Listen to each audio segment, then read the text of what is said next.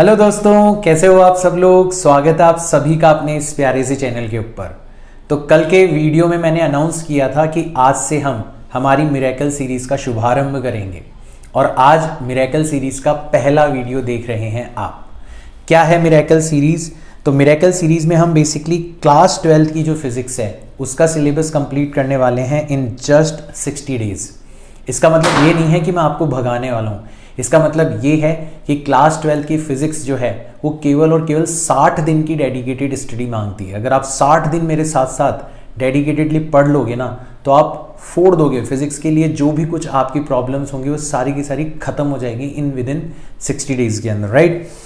कल से हमारी इसकी फॉर्मल शुरुआत हो चुकी है और हमारा जो टारगेट है वो कोई स्पेसिफिक एग्जाम नहीं है, वो है फिजिक्स के फियर को दूर करना। जो रूट कॉज है ना फिजिक्स में आपकी जो भी प्रॉब्लम्स है उसका रूट कॉज है फियर।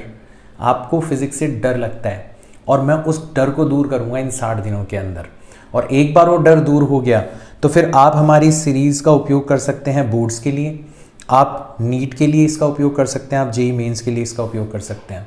मैं आपको गारंटी दे सकता हूं कि अगर इन 60 दिन आप मेरे साथ साथ पढ़ लोगे तो आप बोर्ड्स के अंदर और नीट के अंदर और जेईई मेंस के अंदर बहुत अच्छा स्कोर कर सकते हो, बहुत अच्छा, लिटरली बहुत अच्छा स्कोर कर सकते हो, ठीक है ना। बट इसको वेरीफाई करने के लिए आपको मेरे साथ साथ चलना पड़ेगा 60 दिन तक and after 60 days you will realise कि मैंने क्यों इस सीरीज का नाम जो है मिरेकल सीरीज रखा है। चलो तो शुरुआत करते हैं। देखो मैंने जो ये सीरीज है वो कुछ इस तरीके से प्लान करी है कि हम पहले रे ऑप्टिक्स से शुरुआत करेंगे। मतलब आपकी जो सेकेंड बुक है एनसीईआरटी की, हम पहले उसको कंप्लीट करेंगे। कारण क्योंकि फर्स्ट बुक जो है वो ऑलरेडी आपने पढ़ रखी होगी, स्कूल्स में हो गई होगी, ठीक है ना।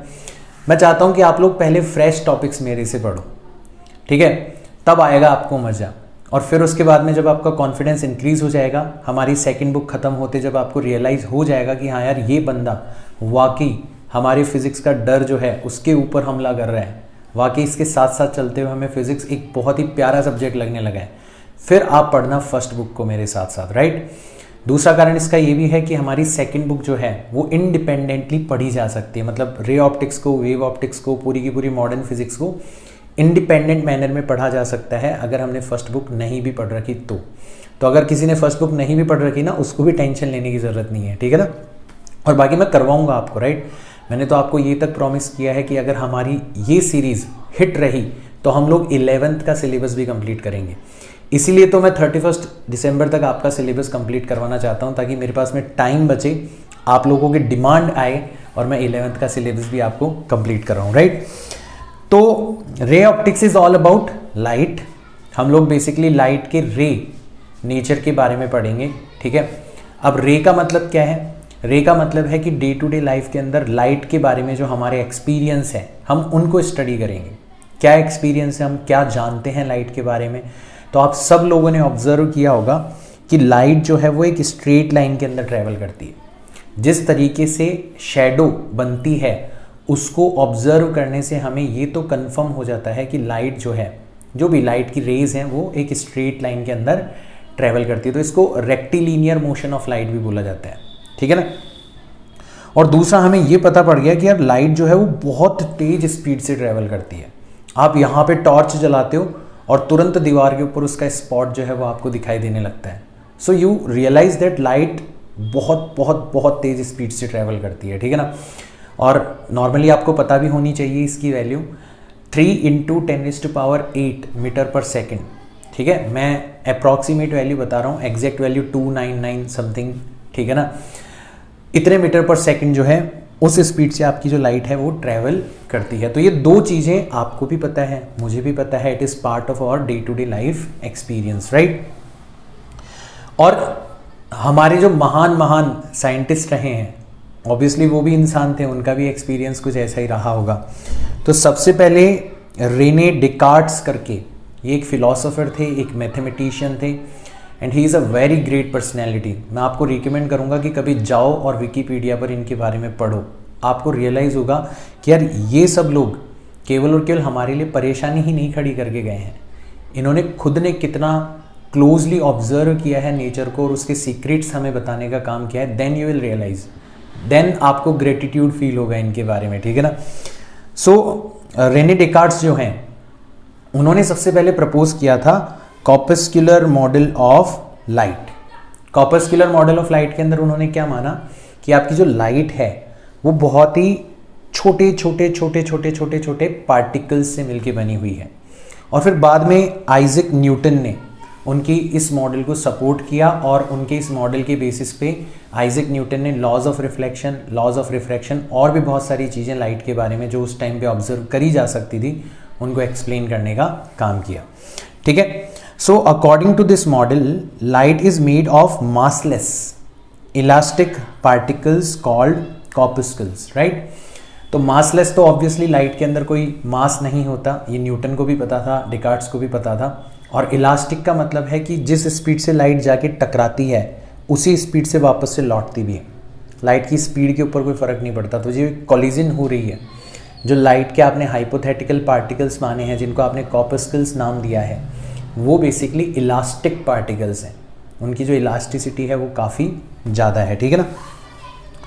तो हमारा जो ये चैप्टर है वो पूरा का पूरा इस मॉडल के ऊपर ही बेस्ड है। मतलब ऑब्वियसली हम उन पार्टिकल्स के लेवल पर जाकर नहीं पढ़ेंगे लाइट को, बट हम ये मानेंगे कि light is a stream of these particles और stream of these particles is called a ray of light. So we will talk about ray in this chapter. काफ़ी मजा आएगा, ठीक है ना, काफ़ी प्रैक्टिकल चैप्टर होगा आपका ये, ठीक है ना। तो सबसे पहले हमने इस रे नेचर के बारे में जो चीज़ स्टडी करी वो था रिफ्लेक्शन। और रिफ्लेक्शन क्या होता है आई होप सबको पता होगा। आपकी कोई रे ऑफ लाइट, ठीक है, ये आपका मिरर है, ठीक है, और आपकी कोई रे ऑफ लाइट आके इस मिरर के ऊपर इंसिडेंट होती है और जिस पॉइंट पर इंसिडेंट होती है उस पॉइंट पर आप ऑब्जर्व करते हो कि वापस से उसी स्पीड से लौट जाती है इन सम पर्टिकुलर डायरेक्शन। ये आप सब लोग नोटिस करते हो, ठीक है ना। तो ये जो घटना हो रही है इसको आपने ऑब्जर्व किया और देखा कि क्या इसके अंदर कोई पैटर्न है। तो सबसे पहला पैटर्न आपको क्या नज़र आया? आपको नज़र आया इंसिडेंट रे, नॉर्मल और रिफ्लेक्टेड रे, ये तीनों कोप्लेनर होती है, एक ही प्लेन के अंदर होती है। जैसे जिस स्क्रीन पर आप देख रहे हो इस वीडियो को वो एक प्लेन स्क्रीन है, राइट। तो आपने नोटिस किया है कि मैंने इंसिडेंट रे को भी आपकी स्क्रीन के ऊपर ही ड्रॉ किया है, मैंने नॉर्मल को भी आपकी स्क्रीन के ऊपर ही ड्रॉ किया है और मैंने रिफ्लेक्टेड रे को भी आपकी स्क्रीन के ऊपर ही ड्रॉ किया है। कोई भी रे स्क्रीन से बाहर निकल के आपकी तरफ नहीं आ रही, ठीक है ना। इसका मतलब ये तीनों रेज जो है वो कोप्लेनर है, एक ही प्लेन के अंदर है, राइट। और दूसरी चीज़ हमने नोटिस करी कि हमारा जो एंगल ऑफ इंसिडेंस है वो एंगल ऑफ रिफ्लेक्शन के इक्वल है। अब एंगल ऑफ इंसिडेंस क्या होता है? आपकी इंसिडेंट रे जिस पॉइंट के ऊपर इंसिडेंट होती है वहाँ पर आप सरफेस के नॉर्मल डायरेक्शन में एक लाइन खींचते हो। अब हम इतने आलसी हैं कि हमने इसका नाम भी नॉर्मली रख दिया, ठीक है ना, इस लाइन का। तो इसको बोला जाता है नॉर्मल। तो नॉर्मल के साथ आपकी इंसिडेंट रे जो एंगल बनाती है that angle is called angle of incidence. Similarly normal के साथ आपकी रिफ्लेक्टेड रे जो एंगल बनाती है that angle is called angle of reflection. So आप रियलाइज करोगे कि हाँ यार वाकई हमारा जो एंगल ऑफ इंसिडेंस है वो किसके इक्वल होता है? एंगल ऑफ रिफ्लेक्शन के इक्वल होता है। तो ये दो लॉज बन गए हमारे रिफ्लेक्शन के। हमने बार बार हर बार इन दोनों लॉज को फॉलो करते हुए देखा। अब जब कोई चीज़ बार बार हर बार होती है तो फिर वो फिजिक्स के अंदर क्या बन जाता है? लॉ बन जाता है, ठीक है ना। तो ये हमारे दो छोटे छोटे प्यारे प्यारे लॉज बन गए रिफ्लेक्शन के। तो जहाँ कहीं भी रिफ्लेक्शन हो रहा होगा वहाँ पर ये दोनों लॉज जो हैं वो फॉलो हो रहे होंगे। वहाँ पर आप 100% कॉन्फिडेंस के साथ कह सकते हो कि इंसिडेंट रे, नॉर्मल और रिफ्लेक्टेड रे एक ही प्लेन के अंदर होंगे और जितना एंगल इंसिडेंट रे नॉर्मल के साथ बनाएगी उतना का उतना एंगल ही रिफ्लेक्टेड रे जो है वो भी नॉर्मल के साथ बनाएगी। सो हमें ये लॉज ऑफ रिफ्लेक्शन पता पड़ गए। अब जैसे हमें लॉज ऑफ रिफ्लेक्शन पता चले तो हमने इनके बारे में कुछ और छोटी छोटी छोटी बारीक जो चीज़ें हैं उनको जानना स्टार्ट किया।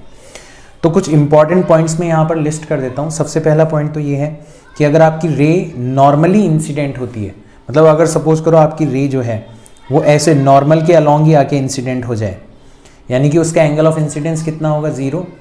यानी कि उसका एंगल ऑफ रिफ्लेक्शन भी कितना होना चाहिए? 0। यानी कि वो रिफ्लेक्ट होके भी वापस किस डायरेक्शन में जानी चाहिए? इस पर्टिकुलर डायरेक्शन के अंदर ही जानी चाहिए।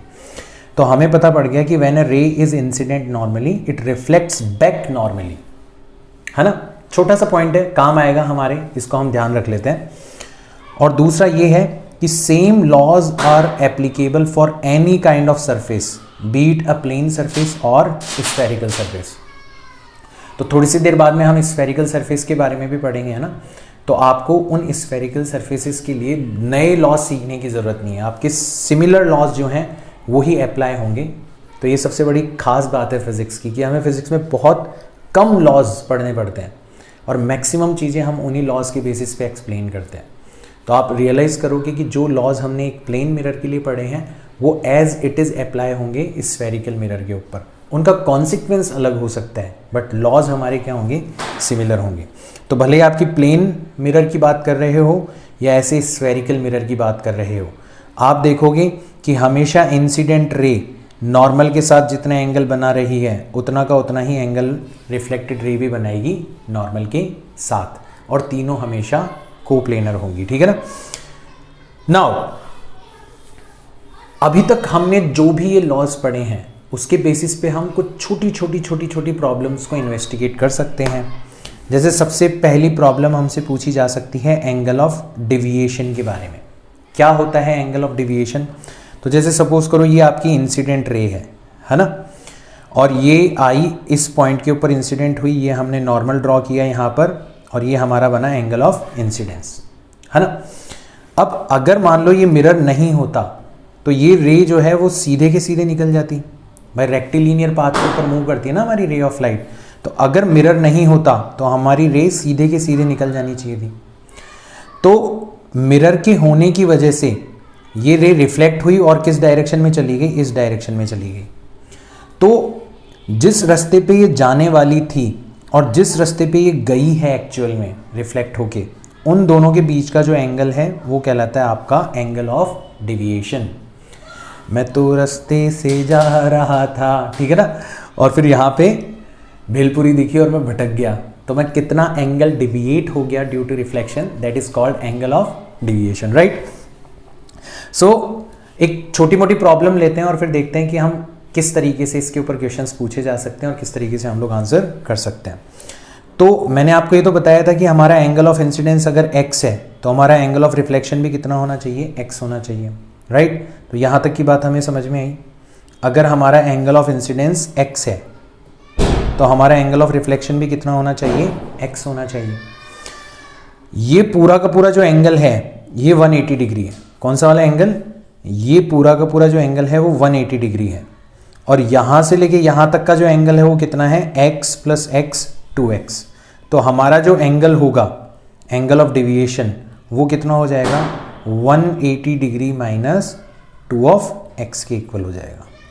और यहाँ पर ध्यान रखना है x क्या है हमारा, भले ही कह लो एंगल ऑफ इंसिडेंस, है ना, या फिर कह लो एंगल ऑफ रिफ्लेक्शन, दोनों में से कुछ भी कह सकते हो, दोनों आपस में इक्वल होते हैं।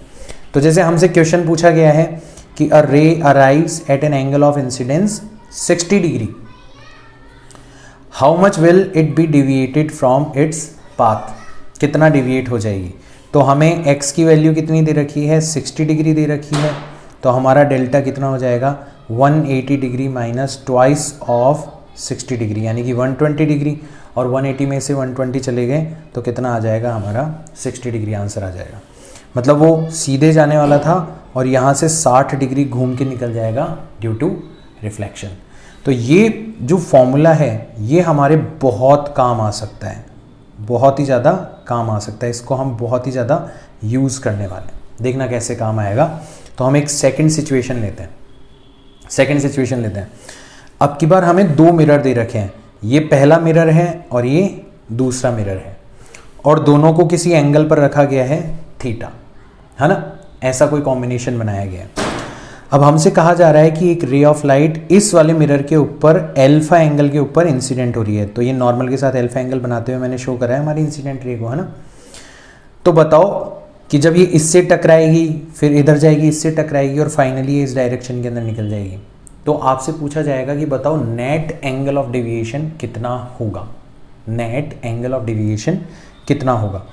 तो ये जो प्रॉब्लम है वो प्योर ज्योमेट्री के ऊपर बेस्ड प्रॉब्लम है। कैसे? देखो, ये वाला एंगल अगर अल्फा है क्योंकि एंगल ऑफ इंसिडेंस और एंगल ऑफ रिफ्लेक्शन बराबर होते हैं, तो ये वाला एंगल भी अल्फा होगा, ठीक है। और ये वाला एंगल 90 डिग्री है। नॉर्मल हमेशा सरफेस के साथ कितना एंगल बनाती है, 90 डिग्री। तो ये अगर अल्फा है, ये अगर 90 है, तो जो बच गया वो कितना हो जाएगा हमारा, 90 माइनस अल्फा हो जाएगा, है ना।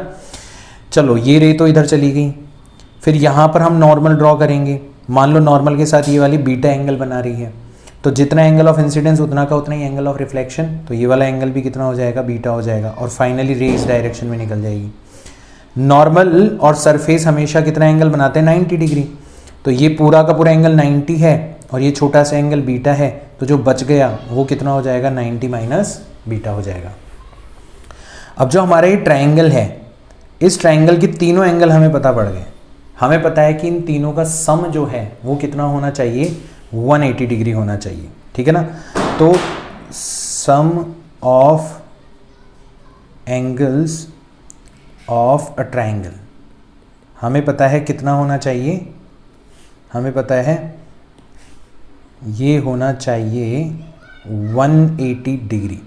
चलो ऐड करते हैं हम लोग। तो एक एंगल तो है थीटा, एक एंगल है 90 माइनस एल्फा और एक एंगल है 90 माइनस बीटा। तो कुल मिला के इन तीनों का सम आना चाहिए 180 डिग्री। अच्छा ये 90, ये 90 और ये 180 ये आपस में क्या हो जाएंगे, कैंसिल आउट हो जाएंगे। इधर 180 इधर 180 कैंसिल आउट हो जाएंगे। तो थीटा जो होगा वो फाइनली किसके इक्वल आ जाएगा, आपके अल्फा प्लस बीटा के इक्वल आ जाएगा। अब हमारा एंगल ऑफ डेविएशन डेल्टा 1 जो होगा वो हो जाएगा 180 degree minus twice of alpha, अभी अभी हमने फॉर्मूला देखा था। और डेल्टा 2 होगा वो हो जाएगा 180 degree minus twice of beta. तो हमारा टोटल एंगल ऑफ डेविएशन जो होगा वो डेल्टा 1 प्लस डेल्टा 2 के इक्वल हो जाएगा, यानी कि दोनों को ऐड करेंगे तो 360 degree minus twice of alpha plus beta.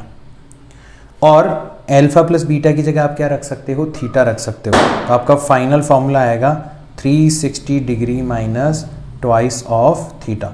तो आप नोटिस कर रहे हो कि आपका जो ये टोटल एंगल ऑफ डेविएशन है वो इस बात के ऊपर डिपेंड नहीं करता कि अल्फा कितना है, वो इस बात के ऊपर डिपेंड नहीं करता कि बीटा कितना है, वो केवल और केवल इस बात के ऊपर डिपेंड करता है कि आपके थीटा की वैल्यू कितनी है। तो ये फॉर्मूला आपको ध्यान रखना है कि इस वाले केस के अंदर जो नेट एंगल ऑफ डेविएशन होगा वो आपका 360 degree minus twice of theta के इक्वल होगा।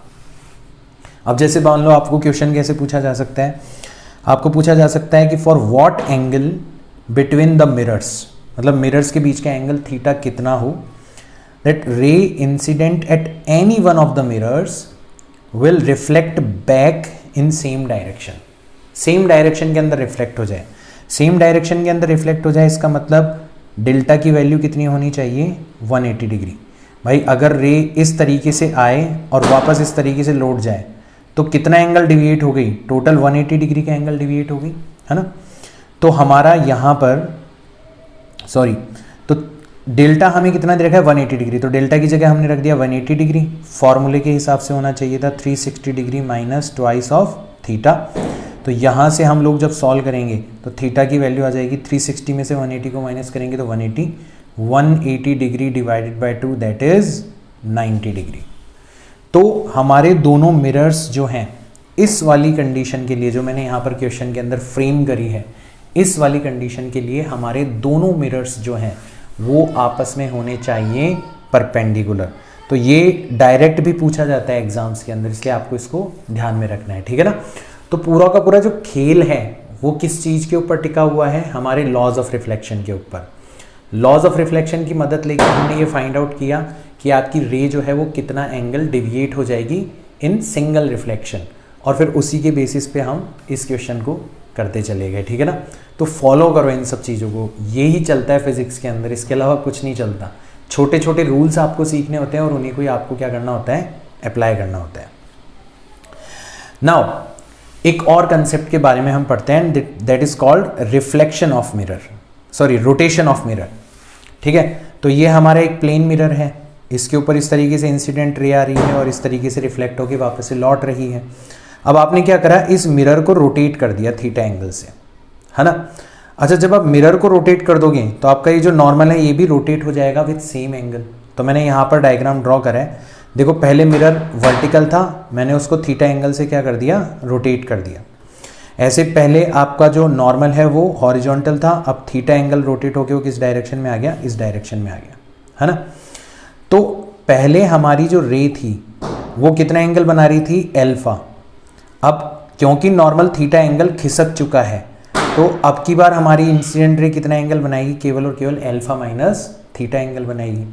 According to laws of reflection जितना हमारी रे एंगल बना रही है नॉर्मल के साथ, उतनी की उतना ही एंगल बनाएगी हमारी रिफ्लेक्टेड रे। यानी कि नॉर्मल के साथ बनने वाला ये वाला एंगल जो होगा ये भी कितना हो जाएगा, एल्फा माइनस थीटा हो जाएगा, है ना। तो पहले नॉर्मल से इधर जा रही थी आपकी रिफ्लेक्टेड रे और अब जा रही है इधर। तो कोई आपसे पूछ सकता है कि बताओ ये जो रिफ्लेक्टेड रे है वो कितना एंगल रोटेट हो गई।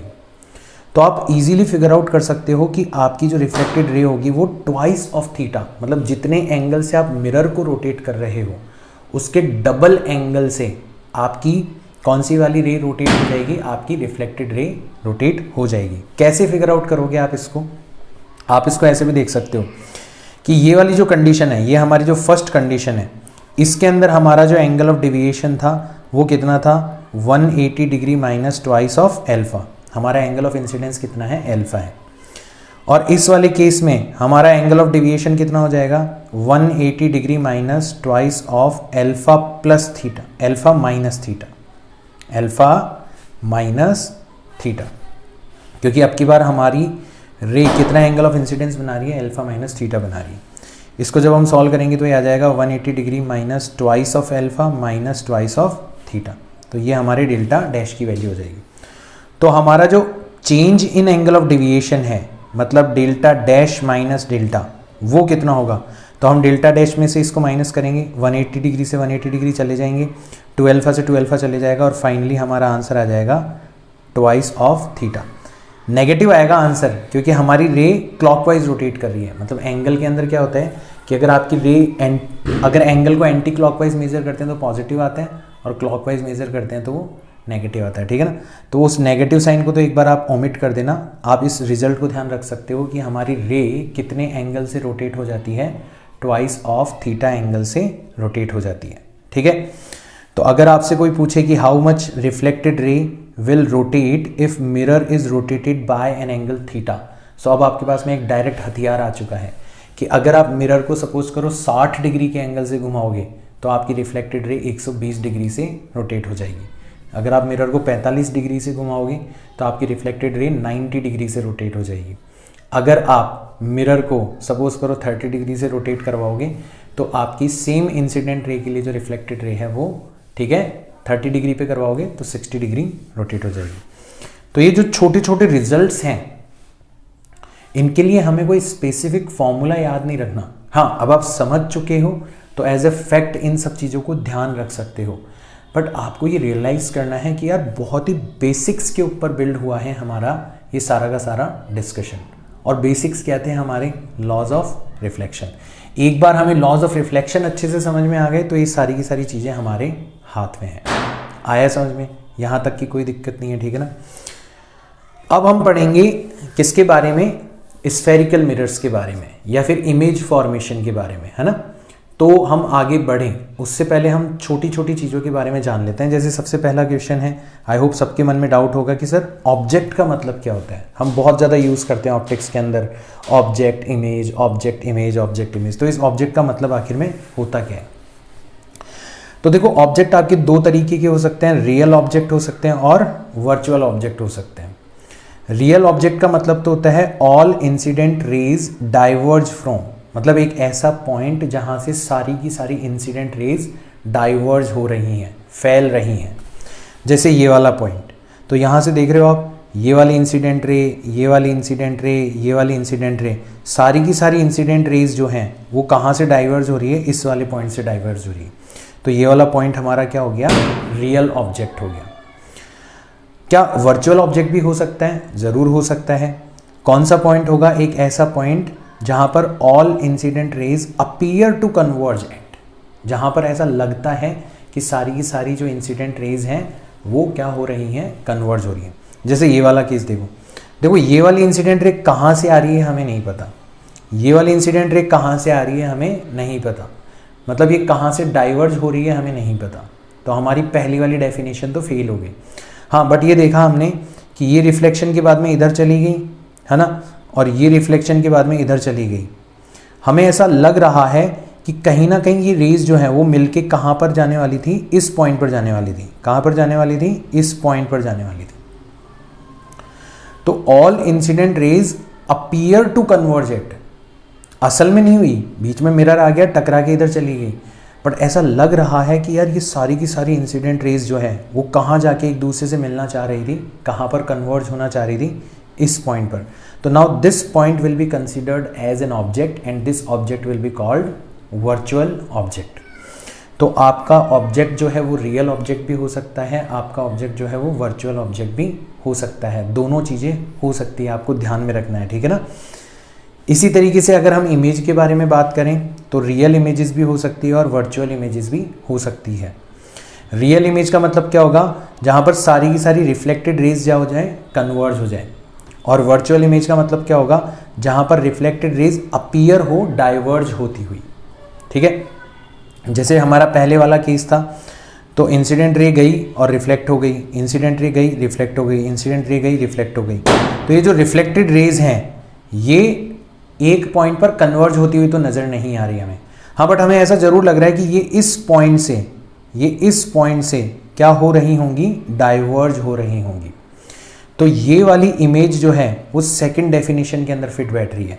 हमें ऐसा लग रहा है कि सारी की सारी रिफ्लेक्टेड रेज इस पॉइंट से, इस वाले पॉइंट से डाइवर्ज हो रही हैं, है ना।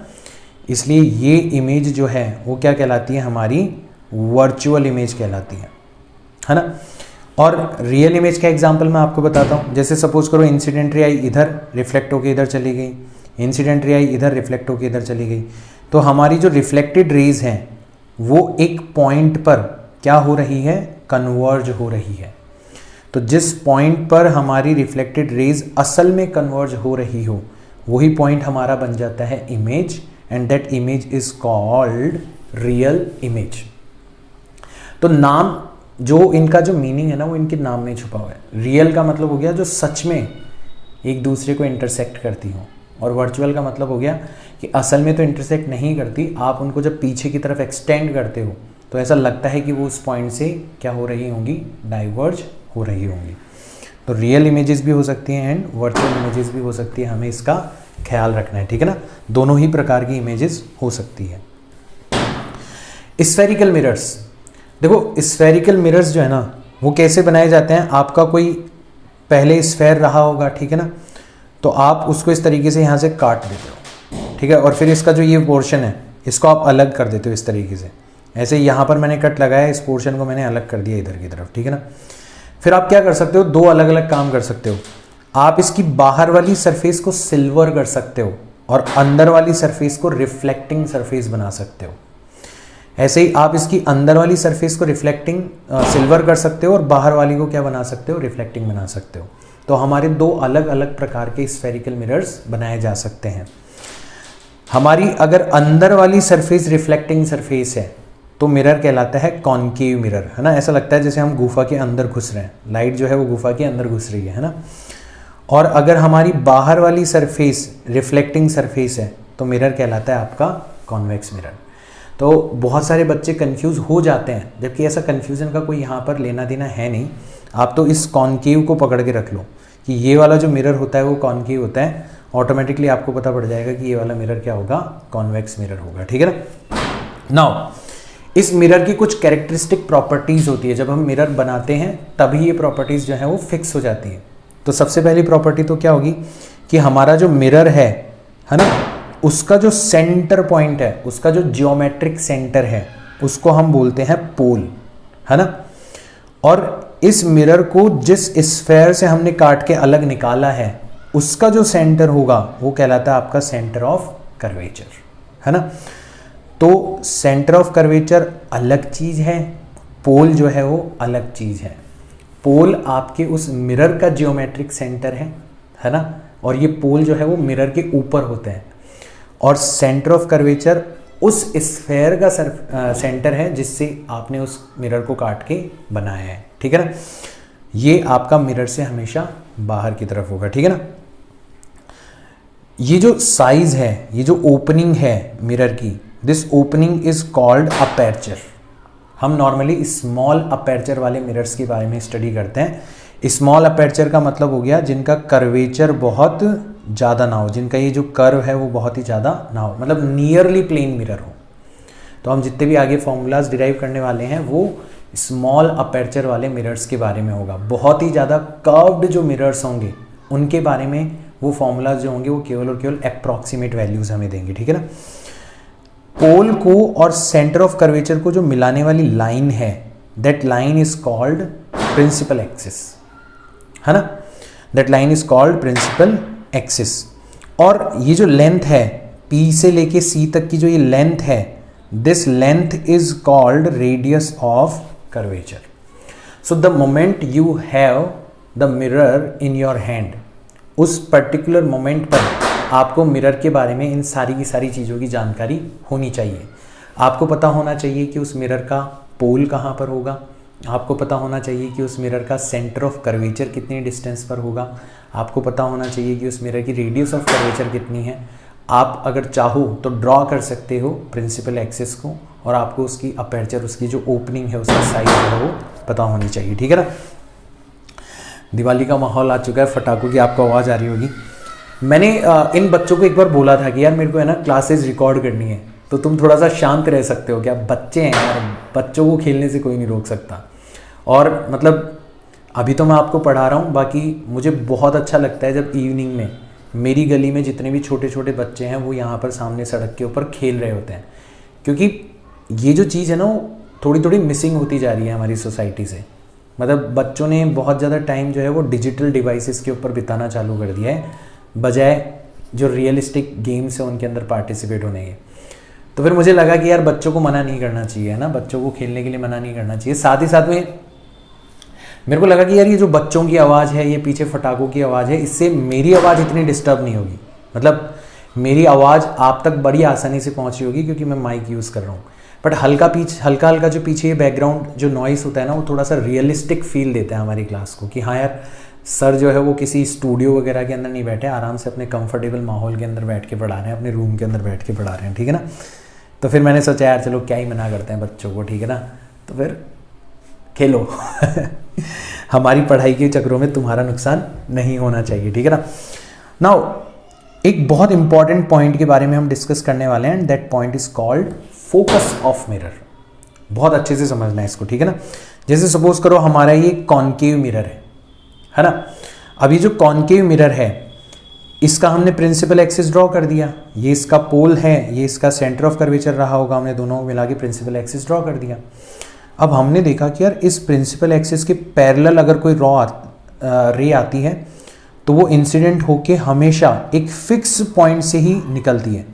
इधर से रे पैरेलल आई तो भी यहाँ से गुजरी, इधर से पैरेलल आई तो भी रे यहाँ से गुजरी, और भी कोई मैं पैरेलल रे लेता वो भी इसी पॉइंट से गुजरती, और भी कोई पैरेलल रे लेता वो भी इसी पॉइंट से गुजरती।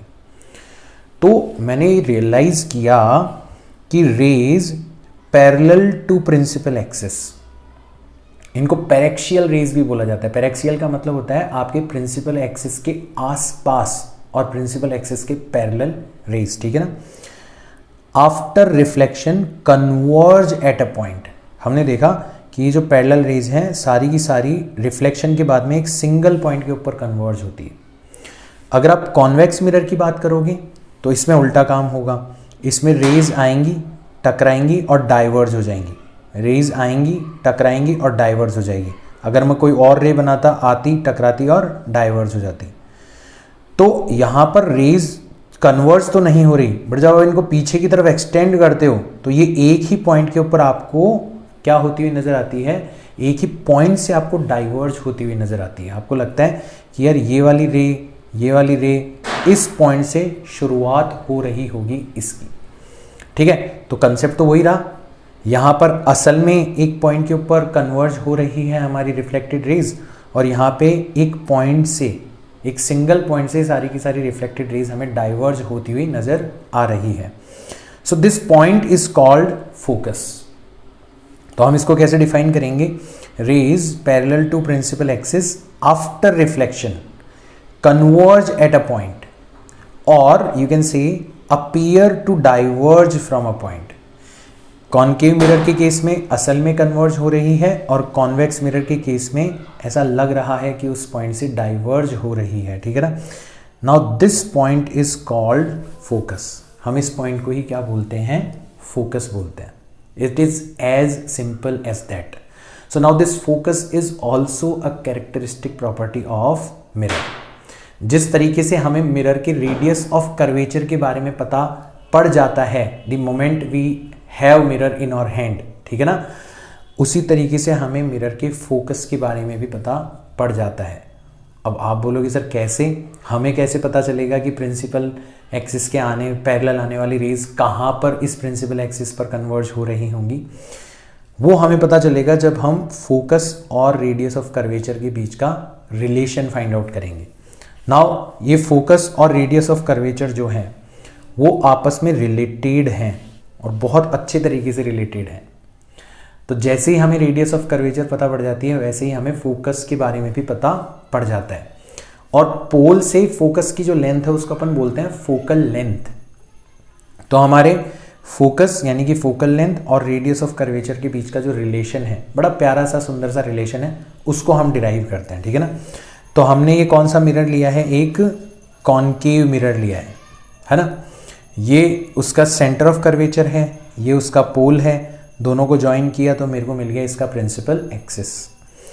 मैंने अभी अभी फोकस को डिफाइन किया था कि प्रिंसिपल एक्सिस के पैरेलल अगर कोई रे आएगी तो आफ्टर रिफ्लेक्शन वो एक पॉइंट से गुजरते हुए नज़र आएगी, हमें एक पॉइंट पर प्रिंसिपल एक्सिस को इंटरसेक्ट करते हुए नज़र आएगी और उसी पॉइंट को अपन क्या बोलते हैं, फोकस बोलते हैं। सो दिस पॉइंट इज और फोकस, राइट।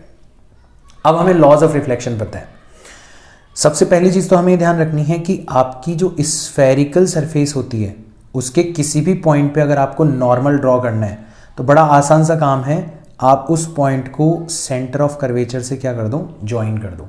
क्योंकि आपको पता है कि जो ये रेडियस है ये हमेशा सरफेस के क्या होती है, नॉर्मल होती है। हमने छोटी क्लासेस में पढ़ा था सर्कल के अंदर, तो उस छोटी सी प्रॉपर्टी को हम लोग यूज़ कर रहे हैं यहाँ पर, ठीक है ना। तो आपकी ये जो रे है यहाँ पर आई, इस पॉइंट पर हमने नॉर्मल ड्रॉ किया, नॉर्मल के साथ बनने वाला angle x, angle of incidence, हमें पता है उतना का उतना ही एंगल बनाते हुए हमारी रिफ्लेक्टेड रे गुजर जानी चाहिए। तो ये वाला एंगल x है, ये वाला एंगल x होगा because of laws of reflection. और ये वाली लाइन और ये वाली लाइन z वाली शेप बन रही है, तो ये वाला एंगल अगर x है तो ये वाला एंगल भी कितना हो जाना चाहिए, x हो जाना चाहिए। ऐसे ये वाली शेप भी z शेप बन रही है, तो ये वाले दोनों एंगल मतलब 2x ये किसके इक्वल हो जाने चाहिए, इस 2x के इक्वल हो जाने चाहिए। तो हमें सारे एंगल्स के बारे में पता पड़ गया।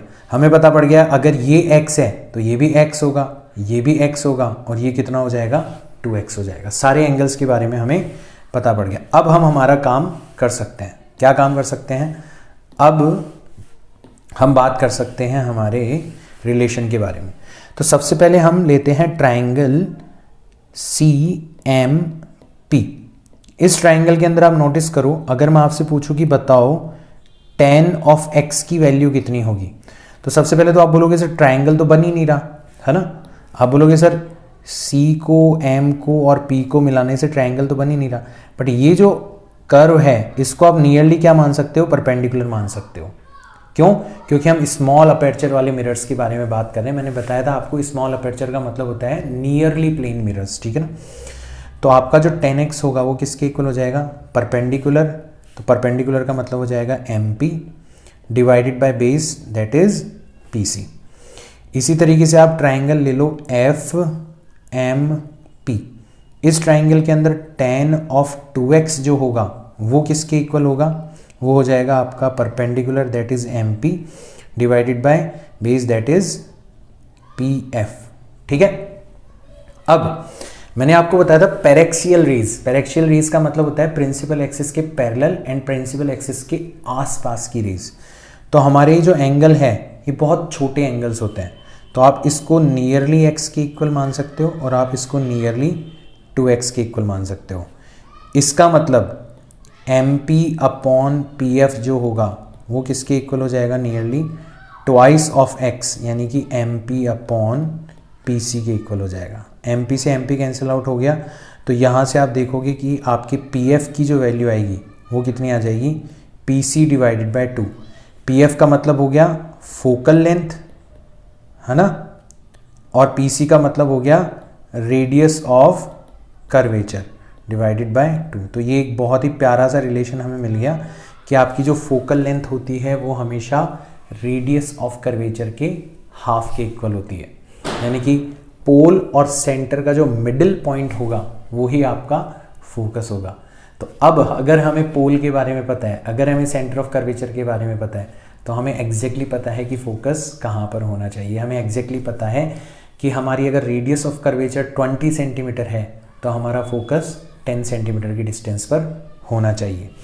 तो ये जो रिलेशन है ये वैसे आप सब लोगों को पता होगा क्योंकि छोटी क्लासेस में भी हम पढ़ते थे, बट इसको डिराइव कैसे करते हैं वो शायद हो सकता है आपके लिए नई चीज़ हो। सिंपल सी डेरिवेशन है, नॉर्मली कोई पूछता नहीं है, बट अगर कोई पूछे तो आप आसानी से बता सकते हो, ठीक है ना।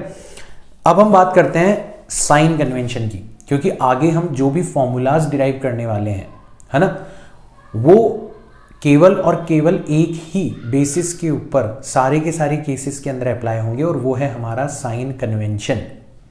अगर हमारा साइन कन्वेंशन नहीं यूज करेंगे हम लोग, तो फिर हमें हर केस के लिए अलग अलग फॉर्मूलाज डिराइव करने पड़ेंगे। तो हमने दिमाग लगाया, हमने सिंगल फॉर्मूला डिराइव करा, हमने साइन कन्वेंशन बनाया, और फिर उस साइन कन्वेंशन के अकॉर्डिंग अगर आप वैल्यूज रखते हो तो आप सिंगल फॉर्मूला को सारे के सारे केसेस के लिए यूज कर सकते हो, ठीक है ना। तो साइन कन्वेंशन हमने कैसे बनाया है, ये हमारा मिरर है, ठीक है। तो मैंने अभी एग्जाम्पल के लिए यहाँ पर कॉन्केव मिरर ले लिया, ये इसका प्रिंसिपल एक्सिस है, और मैंने इसके पोल पर प्रिंसिपल एक्सिस के परपेंडिकुलर डायरेक्शन में भी एक लाइन ड्रॉ कर दी।